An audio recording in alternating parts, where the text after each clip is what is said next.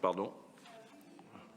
Le principe et les engagements qui vont avec, nous sommes bien d'accord, mais plus précisément, on voulait savoir qu'est-ce qu'il en était des ponts du département et leur entretien ou rénovation, car selon l'Observatoire national des routes, 10% des ponts départementaux, c'est 10% des ponts départementaux au global, sont en mauvais état et cela grimpe à 23% pour ceux du bloc communal.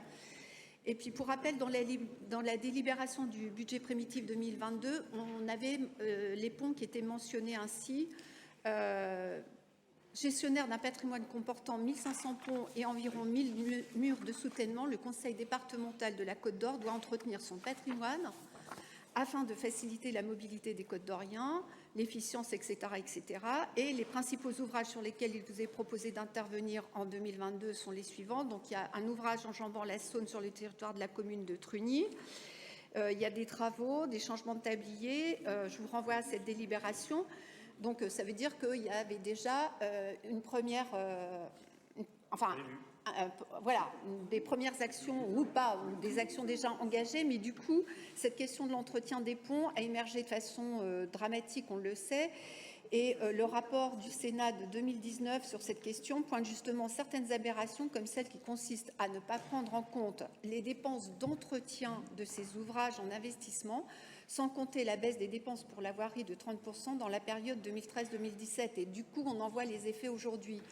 Et c'est pour ça aussi que, outre les programmes prévus par le BP 2022, est-ce qu'il y a une programmation précise de l'évaluation de l'état des ponts ainsi que leur entretien et leur rénovation le cas échéant? C'est une question. On peut poser des questions. Ah, bien sûr, bien voilà. sûr. Tout à fait. Monsieur le rapporteur. L'entretien de ces murs de soutènement et des ponts, puisque ça fait partie effectivement de nos infrastructures, sont régulièrement depuis des années suivis avec des visites régulières suivant l'édifice et la longueur de l'édifice ou la hauteur de l'édifice et le poids sur la RD qu'il a installé. Ça, sur ce qui a été prévu sur l'année 2022 à notre budget, les travaux qui ont été programmés sont engagés. Ils vont se réaliser. Alors, je pense que vous faites aussi référence à peut-être des remarques que vous avez eues au niveau national, que l'État. Ah oui. Mais nous, on est responsables. Je parlais bien du rapport du Sénat qui nous donnait des pistes. Alors que nous, on entretient et on a notre charge des infrastructures qui nous appartiennent département.